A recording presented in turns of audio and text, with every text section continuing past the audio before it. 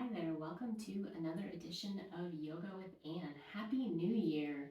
Welcome 2023, or whenever you might be taking this class, right?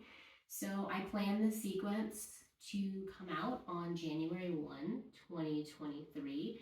And the idea for this sequence is to look at yoga as a beginner, whether you really are a beginner, whether you've taken a break from yoga and you're coming back to it, or whether you're a really experienced yogi.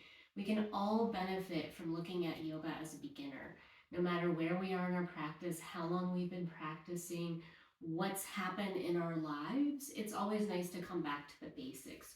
So today I'm basically teaching about 10 poses. We might do a few things in each pose that you might find in a typical yoga class. Some are variations, so you might not find some of the things that we're doing within a pose in a typical yoga class, but poses like Virabhadrasana 2, which is Warrior 2, Tadasana, which is a standing pose, mountain pose, poses like that you'll typically find in a yoga class.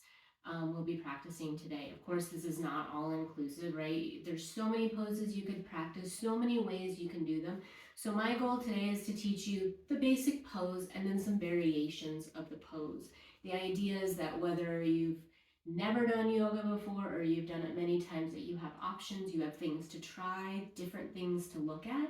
So just because you've done a pose a million times doesn't mean you can't learn something from breaking down the pose, from trying a variation. So be open to that, right? It's always a good thing in the new year as we look to do whatever we're planning to do for 2023. My plan is to provide as much yoga as I can.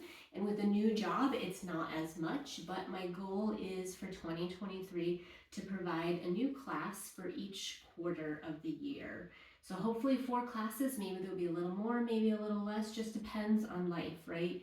I've really been trying to embrace that as I got sick at the end of last year and it changed a lot of things for me. I started a new job, then I got sick, and so I just had to really embrace whatever was going to happen. Whatever happens, it'll be okay, and just go with it, right? So that should be our theme for 2023. If you have a different one, awesome.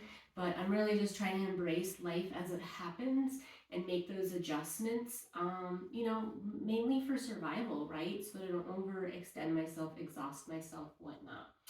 So today, very limited on props. I love to use yoga props, but as I was planning the sequence, I realized we don't need a whole lot of props.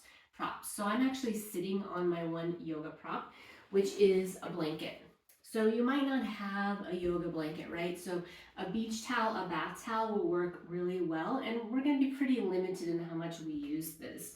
If you'd like to have yoga blocks or a strap, you can. We just won't really use them. Of course, if you want to do something different on your own, you're welcome to do that. In my other classes when I teach, I always give other options for what you can use as a prop. So today, just something that can be used as a yoga blanket. So it should be something that can fold and roll easily. So beach towel, bath towel, those are the best options. So we're going to start lying down. Let me get off. This is my New Year's scarf I wore just for you. Let's come to lie down. So it's nice to have some support under your head. The majority of us could benefit from that because of our sitting culture. It's not required, you don't have to, but it's just a nice way to help let your neck be long. And if you're really tight, then when you lie down, your chin's gonna stick up toward the ceiling. So this helps to even things out. If you don't really need it, it's not a bad thing. So we're coming into constructive rest. Have your knees bent, your feet on your mat. Feet are about hip distance apart. And we're not standing, it's a little easier to figure out standing, but if you feel around in front of your hip points, you'll feel these bony protrusions. So imagine from there that your thighs are directly in front of your hips, then your knees, then your shins, your ankles, and your feet, and then your toes, right? So kind of a line even though your knees are bent. And then your arms can be wherever is comfortable. Sitting is really difficult. It's hard for us to sit tall and long. For me, my back muscles get tired, they're weak, so I tend to slouch and slump forward. A lot of us do that. Most of the things that we do in our natural life, our arms are forward, our shoulders are rounded, driving, reading, on the computer, on the phone. So here we're just kind of neutral, allowing our shoulders to be relaxed on our mat. And we'll just bring our attention to our breath. So just notice as you inhale and exhale. You don't need to change anything. You don't need to do anything.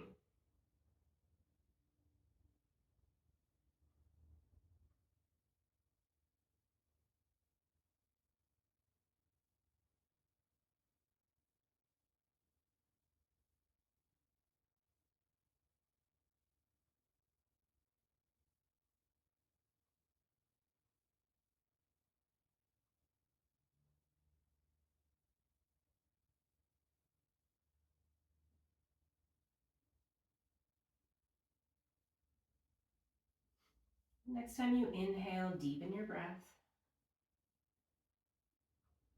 And allow that exhale to fully release. Maybe you let out a sigh. So a lot of times when we breathe, we might take in a full deep inhale, but we don't fully release the exhale. So you can really notice that today as you practice. And maybe when you're off your mat, are you releasing your exhale in full? We're going to stay in constructive rest, but we're going to step our feet a little bit wider, about as wide as your mat. And we're going to move to our breath. So this is a great way to connect mind and body and breath in an easy, simple, maybe easy is not the right word, simple movement. So the next time you exhale, allow your knees to move over to one side. And you get to decide how far they go. They could come all the way down, they could just go part way. And when you inhale, you bring your knees back up. And when you exhale, you move to the other side. We'll just do this a couple of times. This is starting to warm up our low back, our hips, our legs. It's a little bit of a twist. It's a little bit of a stretch. And again, arms can be wherever's comfortable. And you might notice that your legs just kind of start moving back and forth. So you come back to your breath. So you adjust your movement to your breath and not the other way around. Let's finish up. So this will be your last round wherever you are. Don't feel hurried or rushed because we all breathe differently. Once you're complete, you'll inhale back up and then you'll step your feet back to that hip distance apart. Excuse me, I still have a little bit of a cough, so. All right, from here, let's roll over to one side. And as you come over, let your head relax and press your hands into your mat and lift up, lifting your head up last. So we might be getting a cameo from Jordy the Greyhounds. Hello, sometimes he likes to come in for yoga. He's wearing what my husband and I call his moo-moo because he gets cold. If you don't know anything about greyhounds, they have thin skin and very little body fat and get cold easily. So, all right, buddy, come over and lie down. He has a bed in the yoga room. He should be, come on, lie down. Okay. So we're going to come into a tabletop. This is where you might want to use your towel or blanket once again. And use that for padding for your knees. I'm just going to open the door. I'm just going to close it. This happens sometimes when I teach my live Zoom yoga classes and I just let it be because it's live. And typically when I do my pre-recorded classes, I don't want any interruptions. But I'm not going to restart the recording. And this is life, right? We all have things that happen in our life. Children may come in, a partner or roommates, someone may call on the phone, it happens. So we just have to go with the flow, right? Whatever happens, it'll be okay. So I have double mat right now, just so when I move back, you can still see me in the camera. So that's probably enough padding for me, but I do like to have some padding under my knees. So you're welcome to also have that. That can feel better for, just depending. Some people just really need extra padding. I didn't used to, and now I do.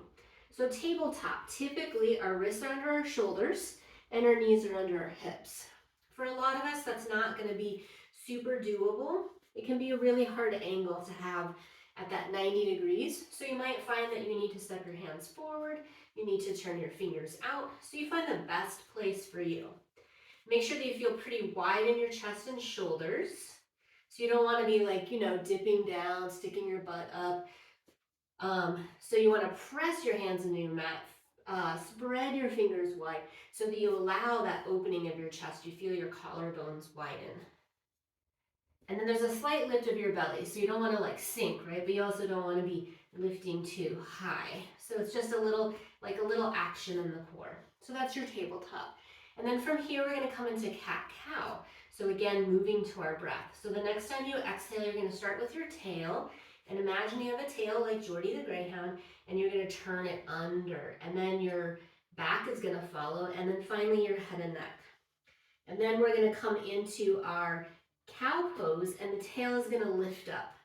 So we're going to tilt up, the spine will follow, arching, heart will open, and head and neck will slightly come up. So don't jut your chin forward. Allow it to just go with however your spine is. And then again, we'll bring that tail under. And then we'll lift that tail up. And then everything else follows. Let's go to our breath. So next exhale, you come into your cat.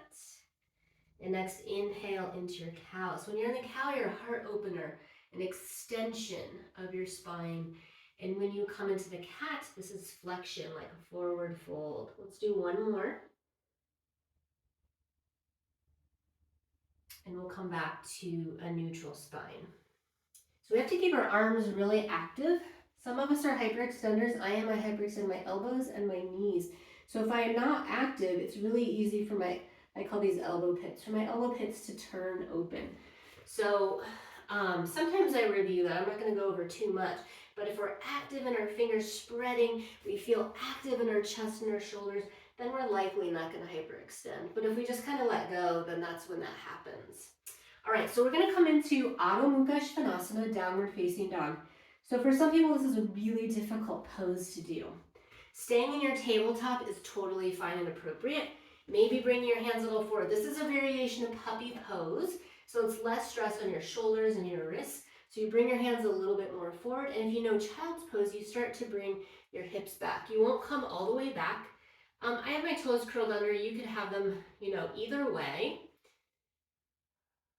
So your butt won't come all the way down. Maybe you relax your head. So that's an option. If just being in this position is too much, I'm not going to move my blanket, but I would recommend if you decide to do this, upside down, downward facing dog. You can continue to do cat-cow. Stay in your tabletop. If you know child's pose, you can do child's pose. There are so many variations, and I actually did do a video on variations of downward facing dog. You can look on my YouTube channel and you can see some other options for setup because I have many, many options. So if we're in tabletop and we're going to set up for down dog, we're going to step our hand one handprint forward of where they were. So like a full handprint. Curl your toes under and lift your knees up and then shoot your butt back and then up. So the goal is to bring your body into a nice long inverted V. So for many of us, we're tight in our hamstrings and our back, and so we kind of look like this. So if you feel like your body's like this, bend your knees. And then you're going to move your butt. Like imagine that you're going to bring your butt into that space between your ceiling and the wall. Like tuck it right in there. And this can be a lot on shoulders, on wrists, so you can always bring your knees down, come into any of the variations. Whew. All right, let's bring our knees down and we're going to stand up. So I'm going to move my blanket out of the way for right now. You just stand up the best way for you, right? Whew. That got me going. All right, so we're coming into Tadasana, mountain pose. So this is a standing pose. It's the base for all of our standing poses, and you might think it's the easiest pose. But for many of us, if I just stand how I normally stand, this is how I look, right? Look at shoulders, belly, back's not supported. I'm a hyperextender in my knees. So how can I adjust this without overdoing it? Because it's really easy, right? Like let's stand really tall, but then other bad, not great things are happening in my body. So let's start with our feet. So thinking about your feet like fingers spread. So pick up your toes and spread them as much as you can, even if they really don't spread. And then you set them back down. You might already notice a difference. And then think about your thighs. So you want to imagine that they can move back a little, almost like your butt's going to sit back, right? But you also don't want to like do this, and you don't want to be here. So that might be a difficult place to find right now, and that's okay. So you can just imagine that your thighs are pressing back ever so slightly. Check in with your feet. Maybe pick your toes up again and then set them down, and imagine that your feet are cars and all four corners are the tires, and you want to be even on your tires, right? And then maybe you're slouched here. So let's do a shoulder roll. Forward, up, back, and down. And then just let your arms hang. So there's you probably feel a little wider than you normally do. And then notice your head and neck. I tend to be having my chin forward. So if I do these actions, feet, thighs, oh, I forgot to say, imagine you're lifting from your belly button to your heart, shoulder roll, chin, where's your head above your shoulders? Is it forward? Is it back? Is it to one side or the other? So just see if you can get it even. So it probably feels pretty different from how you typically stand, right? That's okay. All right, we're gonna bring our hands to our hips. We're gonna keep our spine as long as we can, and then imagine hinging at your hip creases. So we're gonna come into a forward fold, Uttanasana. So today I'm gonna have us bend our knees. So as we bend our knees, like keep your spine long and imagine like almost like that downward dog earlier. And then let's bring either our hands to our thighs or our forearms to our thighs. So if Uttanasana full forward fold is typically like this. You could have blocks or use a wall or a chair. But today we're gonna be a little higher. So your hands can stay at your hips, hands at your thighs, or hands on or forearms on your thighs, which is one of my favorites because actually my spine can get really long. And then you can check in with your chin, right? Like right now I'm jutting my chin forward. So I'm gonna imagine that the back of my neck's gonna get long, the front of my neck is gonna get long, and the crown of my head is gonna reach forward. And then I'm just looking down a little bit in front of my feet. And then bring my hands to my hips. And I'm gonna imagine that this pelvic area is a bowl. And I'm gonna tip my bowl up, keeping my knees bent. Then my shoulders will come above my hips, my head and neck above my shoulders, and legs straighten. And then let's come back to Tadasana. So you can check in with your feet, your thighs, your belly, your chest and shoulders, head and neck. All right, let's bring our hands to our hips. So I do private yoga sessions with a family here in Tucson, and we call this pose Yo Mama. So you probably won't typically find that in a yoga class. So we're wide in our chest and our shoulders, and our elbows are straight out to the sides, right? And then let's start to bring our elbows behind us, like we're gonna touch our elbows together. And this is gonna start to help us open and lift our hearts coming into a back bend. So don't dump your head back. So thinking about that cow we were doing earlier. So opening the heart and your head and neck, just slowly go with the opening of the chest, the arching of the back, which is not very much. And then we'll come back upright and we'll let go of that. Whew. One thing I forgot to remind you of is to breathe. The other thing I forgot to remind you of when we first started class was to honor your body, right? So even something that looks simple in my body, or you think it should be easy or simple in your body, and it's not, you don't have to do it. That's why I give adjustments, modifications, all of those different options. So honor your body, come out of a pose, do something different, don't do it, whatever it might be, right? That's super important, no matter where we are in our practice. First day of yoga, millionth day of yoga, it doesn't matter. Okay. So we're back here. Let's come back to our Yo Mama. So check in with your Tadasana, your mountain pose, hands at your hips. We'll bring those elbows back. We're gonna lift. Check in with your breath. It's really easy to hold your breath here. And then release your arms and then start to reach your fingertips behind you. So fingers down toward your mat, palms toward each other. Breathe in. All right, let's come back upright. I'm going to turn to face you because it'll be easier for you to see me. Back to our mountain pose. And then, so I'm actually going to come down on my knees so that you can see my arms. I'm not doing really anything special. I want you to stay in mountain pose. I want you to stay with those feet grounded and rooted into the mat. Let's bring our arms forward in front of our chest, palms facing toward each other, and then up toward the ceiling. So I have a nerve issue on the side of my neck. So a lot of times being upright by my head is not great. So I might come more to 10 and 2.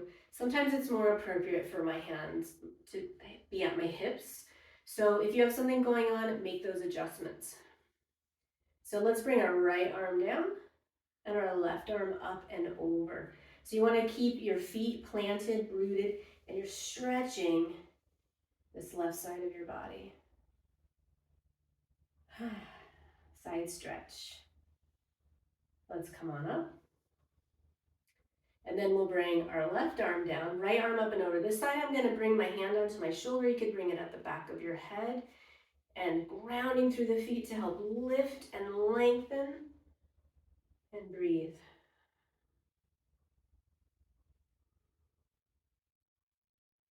And we'll come back up and arms back down. Let's shake it out. Maybe do some shoulder rolls or something like that. All right, I'm going to come back up to standing. So let's turn to face toward the long edge of our mat and stand in the middle of the mat. And then we're going to step our feet fairly wide. You know, everyone says different yoga teachers, different classes. So you have to find the best spot for you, and you'll figure that out as we move our legs and feet. So at least 3 feet apart, unless your legs aren't very long. You might even be able to go a little wider than that. So some yoga teachers will tell you that when you have your arms out, that your feet should be right under your hands. That is way too wide for me. Like I feel like I'm going to do the splits and I should not do the splits. So you can take that with a grain of salt if you want to play with that. It's a little too wide for me. You check it out. Maybe it works for you, maybe not. Let's rotate our right foot and leg 90 degrees. So I'm going to turn my toes all the way out. So make sure they're not like at an angle. They're at that 90 degrees. And then your back heel is going to kick back about an inch. So toes are in ever so slightly. And then you're going to turn your heart back toward the long edge of your mat. Hands can be at your hips if you want. And then this front knee, we're going to bend the knee. So this pose, it's really easy to have the knee going out. We want to aim it toward our second and third toe. And then we also don't want our knee too far forward. So that's where you might know, oh, my feet are too close together. Let me widen my stance. You know, this is an intense pose in this front thigh. So you don't have to go to your extreme. You can back up, you can shorten your stance. So you can always bring that knee back. But our goal is to have our knee right over our ankle. And then you have to think about this thigh, an external rotation to bring that knee right over the ankle. So if this is happening, aim it toward the second and third toe. Heart toward the long edge of your mat. If you're okay with your arms out at shoulder height, you reach here. And then you can turn to look your gaze over your front middle finger. That's typical of Virabhadrasana 2. You can have your head at center or even look at your back hand. Warrior 2. Let's bring our arms down, straighten your front leg. We'll bring our feet back forward and let's go the second side. So rotate your left foot and leg 90 degrees, back heel back about an inch, toes slightly in. So this gives a rotation to your hips so they're not forward and they're not straight this way. There's a little to them. I'm not sure what the word is that I want. So turn your heart toward the long edge of your mat. We're going to bend our knee. You're welcome to look at it as you bend it, aiming toward the second and third toe and not past your heel. So typically, sometimes what you'll hear is if you're upright and you look, you should be able to see your big toe. So I can see my big toe, and now I can't. You can see I'm a little too far forward. So I'm going to back up a little bit. After a while, you get that feeling you don't even need to look. Turning my heart once again. Hands can be at your hips, at your heart, or maybe we bring them to shoulder height. So I mentioned the side of my neck, I have a nerve issue. So on this side, I actually look at my back, hand, and arm. It feels better for me. It doesn't stretch this side. And it's what I have to do to modify, to adjust for my body.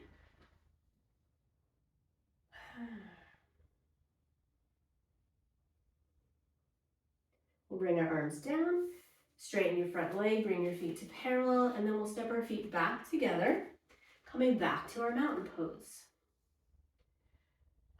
All right, one more standing pose. We got to work some balance, right? Yay, balance. Everybody loves balance poses, right? So if you need to be by a wall or a piece of furniture, you're welcome to do that.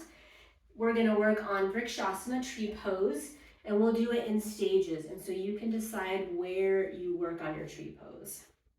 So starting with those feet, spreading the toes, feel the pressing of your thighs just slightly back, lifting of your belly, opening of your heart, shoulder roll, head and neck. So standing nice and tall, feel rooted through your feet. Let's lean over to our right foot and leg and pick up your, bend your left knee. And then let's just pick that foot up. And maybe that's enough for your balance day. Lock your gaze, but like don't hone in so much. Still be able to see the peripheral. And then let's set that foot down. Let's do the other side.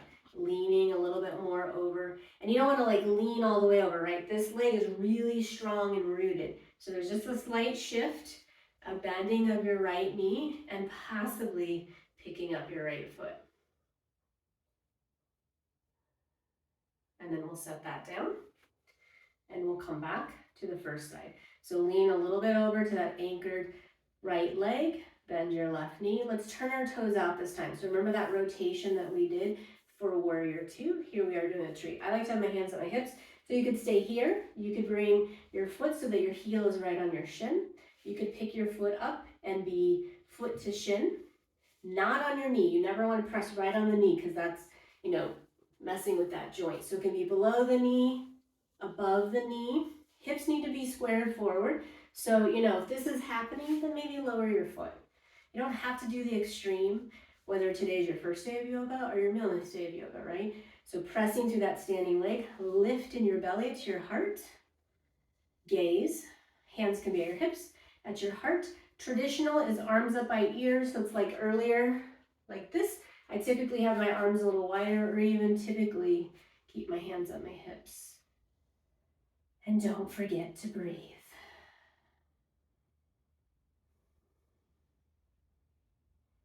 If your arms are up, bring them back down, hands to your hips. Let's release that foot and give it a good shake.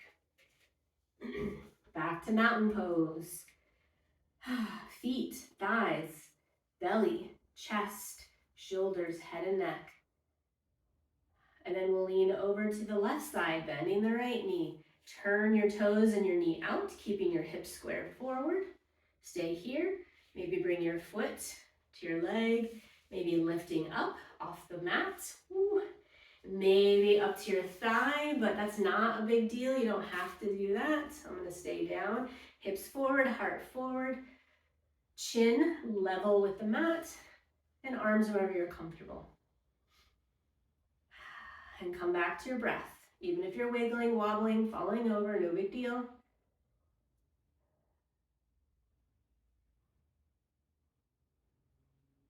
You can smile, you can laugh. All right, if your arms are up, bring them back to your hips. Let's release and just give it a good shake. Maybe shoulder rolls. I call this Tadasana swing. So one arm goes to the side, the other, that same arm, same foot, the heel lifts. So it could just kind of be, letting go, shaking it out, shoulder rolls. Awesome. Okay, so we're going to come back down to the mat. We're going to lie down. So we're going to do a twist, a supported bridge, and our Shavasana. So if you know that you're going to be cold and you want to put on socks or fleece or something like that, you're welcome to get that. And you can come down whenever you want. If you want to do a downward facing dog and then bring your knees to the mat and come down, you can. I'm just going to come on down. I'm going to get my blanket once again. I'm going to have a sip of water. So you should always have some water nearby, whether it's winter, summer, whatever time of year.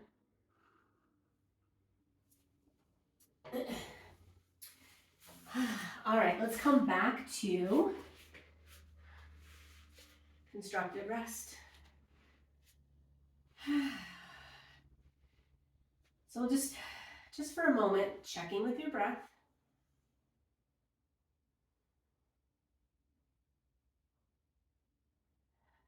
And then let's step our feet as wide as a mat. This time we're going to hold our windshield wipers. And there's so many different ways you can twist. I think this is a pretty easy, basic, accessible. Accessible is really the goal. Easy is not the goal because something easy for me might not be easy for you or vice versa, right? So accessible is my goal. And if you're watching this video and you're like, that is not accessible, and you have something going on, let me know. Email me. That information will be at the bottom. And I can help figure that out, right? I'm always happy to do that. Ask my students. I've been teaching for many, many years. So feet as wide as the mat. And this time, when you exhale, you're going to leave your knees over to one side. If you need to stay higher, stay higher. If you need to move dynamically, move dynamically. Oh, another cameo from Jordy. I would just like hold for about 3 breaths.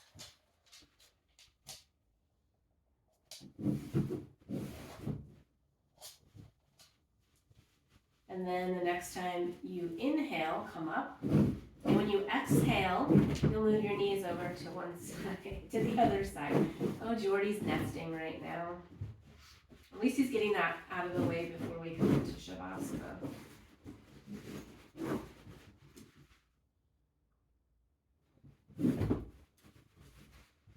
And then the next time you inhale, we'll come back up. Fully exhale. And then we'll bring our feet back together. Well, not back together, but back to constructive rest. And I just need to check in over here. All right. What's happening, Jordy? Lie down. Okay, so we're going to do supported bridge. If you have a yoga block and you know how to use it and you want to use a yoga block, use a yoga block. Otherwise, we're going to use our towel or blanket that's folded. So for supported bridge, we shouldn't have anything under our head so that we keep the natural curve of our neck. If you really want a little bit, like it feels like the back of your head is like pressing into a hard floor or whatever, you can have a thin towel or blanket. Just make sure it's not super bulky. So I'm going to come back to my constructive rest. And then I'm going to lift my hips up, press my feet in the mat to lift my hips up, and then bring the towel or the blanket under and then set down. So for this, I can have my sacrum and my low back on the blanket. If you're using a block, it's just your sacrum. Make sure your low back is not on the block. And again, wherever you want your hands, your arms. This is an inversion as our head is below our heart. Slightly. It's a restorative pose. It's a heart opener. It's one of my favorites.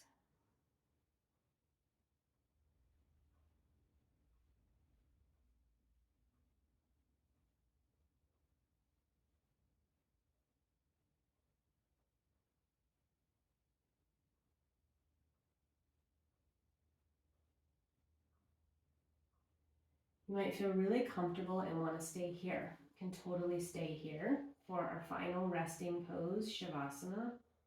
You're ready to come out, press your feet into the mat to lift your hips up, slide the support out of your way, come on down. So we're not going to be here for very long. I'm just going to teach constructive rest. If you want to set up in a different way, you're welcome to.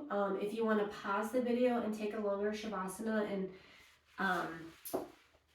set a timer, please do that. 5, 10, 15-minute Shavasanas are always awesome. I try to keep it shorter in these videos just because they're shorter classes, but the longer the Shavasana, the better. But also, our goal is not to fall asleep. If you fall asleep, no big deal. But we do get cold, or we tend to, I for sure do. Our body temperatures can drop when we do restorative poses. So you might want to put on long sleeves, you might want to put on socks, something else. You might want to even cover yourself with a blanket. I'm going to come back to constructive rest. And then I'm going to step my feet as wide as my mat and let my knees come together. Excuse me. If I start coughing anymore, I will just sit up. We're going to come into our final pose. Nothing to do, nowhere to be. A pose of being and not doing. So feel your body melting into your mat. Feel your breath slowing down, getting deeper, getting heavier. Feel your shoulders wide on your mat.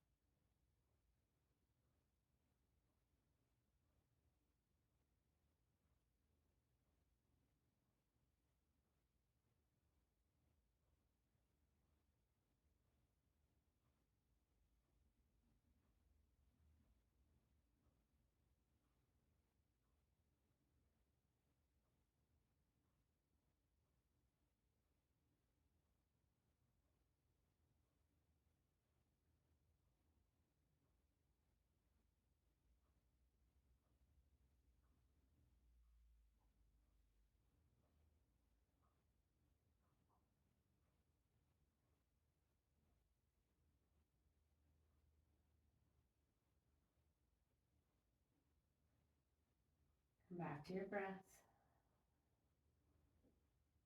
Come back to your body, to your mind, and to your heart.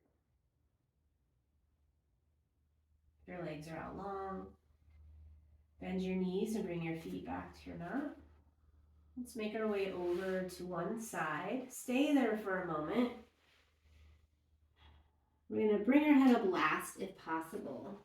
So press your hands into your mat, pressing on up, bringing your head up last.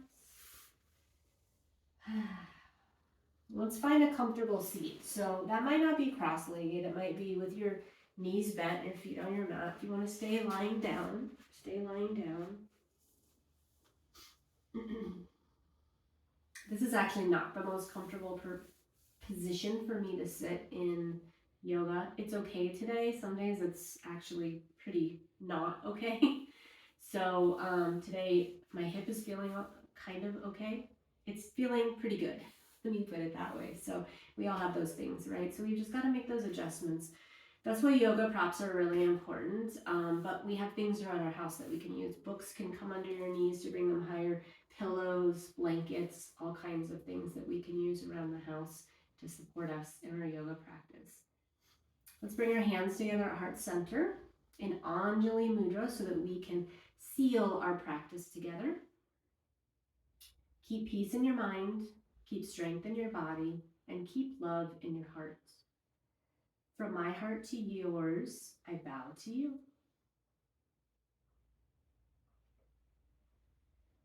Thank you so much for practicing with me today. Happy New Year. Hope all is well in the new year. You have many classes to choose from on my YouTube channel. If you have any questions or comments, you can find my information below in the description, how you can find me on social media and via email.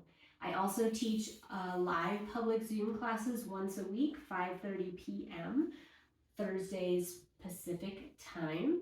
And I record those classes and they are housed on YouTube. They're only accessible for people who pay for them, but they're available to use anytime you'd like. So if you pay for yoga classes with me, you have the option to come live, and then you also have the option to do the recorded classes. Some of my students come to live and then sometimes use recorded, some only use the recorded. So those are options if it doesn't fit into your schedule and you'd like to do some more yoga with me. So thank you so much for being here. Happy New Year, and I hope to practice with you again soon.